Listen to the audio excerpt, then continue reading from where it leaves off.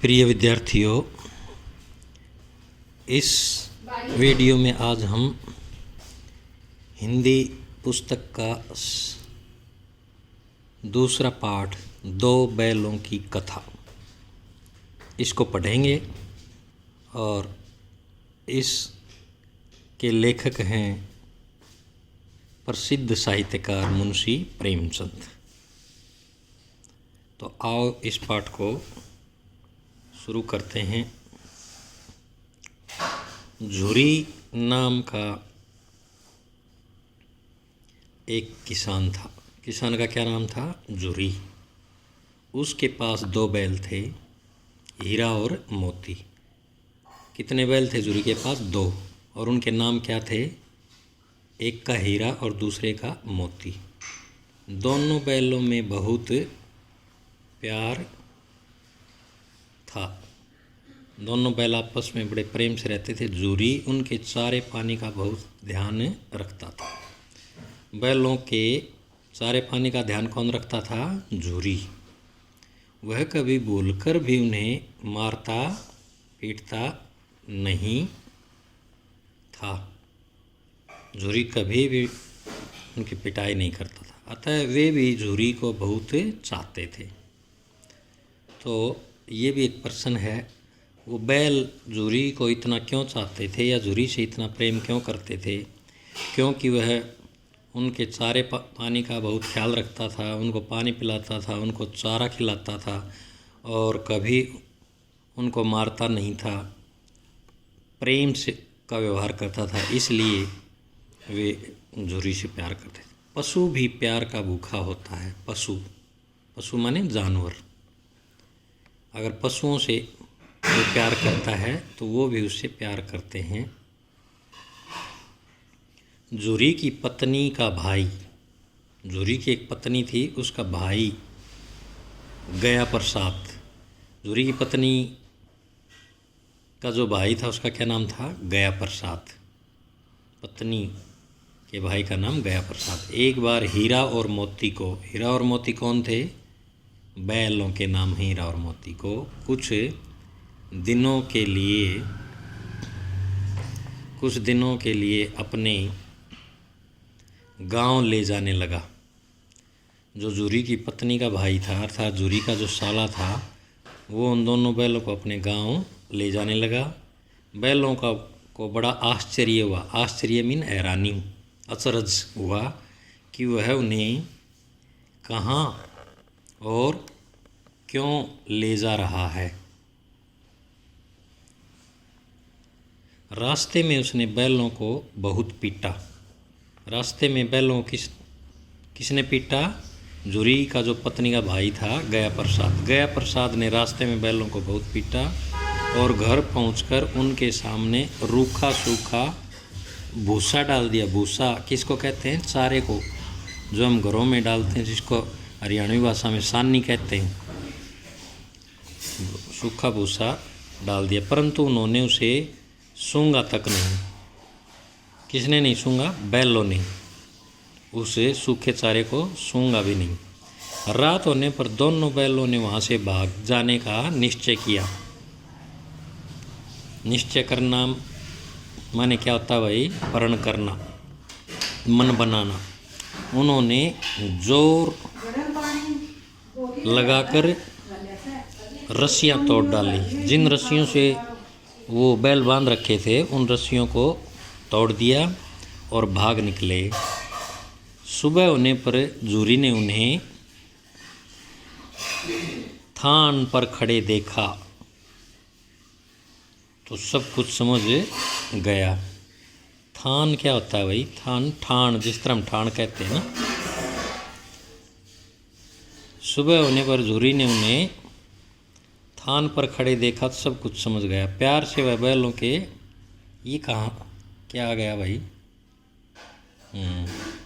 तो क्या था कि वो उस गया प्रसाद के घर से तो रस्सियाँ तोड़ करके वहाँ से भाग निकले और कहाँ आ गए? वो अपने पहले पुराने वाले मालिक झुरी के घर में आ गए। और सुबह उनका जो ठाण था, जिसको हम ठाण बोलते हैं, यहाँ पर थान लिखा हुआ है, पशु बांधने का जो स्थान है उसको हम ठाण बोलते हैं ना, तो ये वही है थान। तो वो आकर के अपने पुराने मालिक झूरी के घर में, जहाँ उनको पहले बांधा जाता था, उस जगह पर, उस ठाण पर आकर के खड़े हो गए। सुबह होने पर झूरी ने उन्हें थान पर खड़े देखा तो सब कुछ समझ गया।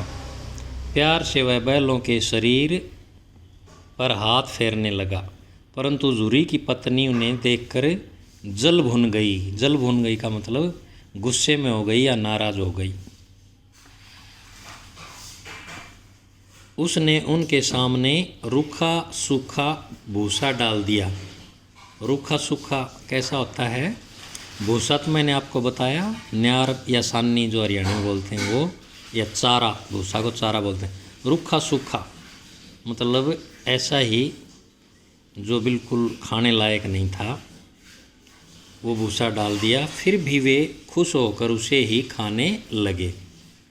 दोनों बैल उस रूखे सूखे भोजन को ही खाने लगे, भूसे को। अगले दिन गया प्रसाद फिर आया। गया प्रसाद कौन था भाई? झूरी का साला या झूरी की पत्नी का भाई। इस बार वह उन्हें गाड़ी में जोत कर ले चला। तो ये अब याद रखना है, दूसरी बार गया प्रसाद बैलों को कैसे ले गया? उन्हें गाड़ी में जोत कर ले गया। रास्ते में मोती ने चाहा, मोती किसका नाम है? बैल का। मोती ने चाहा कि गाड़ी को गड्ढे में ढकेल दे, ताकि उसने सोचा कि गड्ढे में ये गाड़ी चली जाएगी तो वहाँ फंस के खड़े हो जाएंगे और उसके घर नहीं पहुँच पाएंगे। परंतु दूसरा बैल हीरा समझदार था, उसने गाड़ी संभाल ली। जैसे तैसे गया प्रसाद घर पहुँचा। वो गया प्रसाद के घर पहुँच गए। अब गया प्रसाद ने उनसे बड़ा सख्त काम लेना शुरू किया, उनसे बहुत मेहनत करने लगा। वह उन्हें दिन भर हल में जोतता तो जानते हो ना, उनसे खेत में हल चलाता था। जब तब उन्हें मारता पीटता और उनकी पिटाई भी करता था। कौन? गया प्रसाद। शाम को घर लाकर मोटे मोटे रस्सों से बांधकर उन्हें रूखा सूखा भूसा देता। शाम को उन्हें घटिया किस्म का चारा खाने को देता। वे लाचार निगाहों से एक दूसरे को देखते रहते। लाचार मतलब मजबूर, क्योंकि कर नहीं सकते थे कुछ भी, वे मजबूर। निगाह में क्या होता है? नज़र। मजबूर निगाहों से, मजबूर नज़रों से एक दूसरे को देखते रहते। गया के घर में एक छोटी सी लड़की रहती थी। गया प्रसाद के घर में एक छोटी लड़की भी थी। वह बैलों की दुर्दशा देखती। दुर्दशा का मतलब बुरी हालत, बुरी हालात देखती तो उसे बहुत बुरा लगता। वह रात को चुपके से उन्हें रोटी खिलाती थी। बैलों को चुपके से रोटी कौन खिलाती थी? जो गया के घर में एक छोटी सी लड़की थी वो। इसका प्रश्न ये भी हो सकता है, जो गया के घर में छोटी सी लड़की थी वह रात को क्या किया करती थी? वह चुपके से रात को बैलों को रोटी खिलाती थी। दोनों बैल उसके प्यार के सामने अपनी मार और अपमान भूल जाते। अपमान मीन क्या होता है? बेइज्जती। जो गया प्रसाद उनकी पिटाई करता था और उनकी बेइज्जती करता था, वो उस लड़की का प्यार पा करके उसको भूल जाते थे। एक दिन मोती किसका नाम? बैल का, रस्सी को चबाकर तोड़ने की कोशिश कर रहा था। वह लड़की आई और उसने दोनों बैलों को खोल दिया। दोनों वहाँ से भाग निकले। थोड़ी देर बाद जब गया प्रसाद को पता चला तो वह भी उनके पीछे दौड़ा, पर उन्हें पकड़ न सका। अब हीरा और मोती आज़ाद थे। रास्ते में उन्हें एक सांड मिला। सांड जानते हो? गांव में देखते हो ना, गलियों में घूमते रहते हैं ऐसे ही, जिसको खागड़ बोलते हैं। वह उनकी ओर लपका। लपका का मतलब उन बैलों की ओर झपटा, वह उनकी ओर भागा। तो हीरा मोती के होश उड़ गए। होश उड़ गया का मतलब डर गए। हीरा और मोती कौन? दोनों बैल। भागना बेकार था, इसलिए दोनों ने साहस से काम लिया। साहस मीन हिम्मत से काम लिया। सांड ने हीरा पर सामने से वार किया। वार मीन हमला किया। तो मोती ने उस पर पीछे से सींगों से हमला किया। सांड घबरा गया। तो प्यारे बच्चों, ये जो पाठ है इसकी हिंदी मैंने आपको आधी करवाई, आधी अगले पार्ट में करेंगे। धन्यवाद।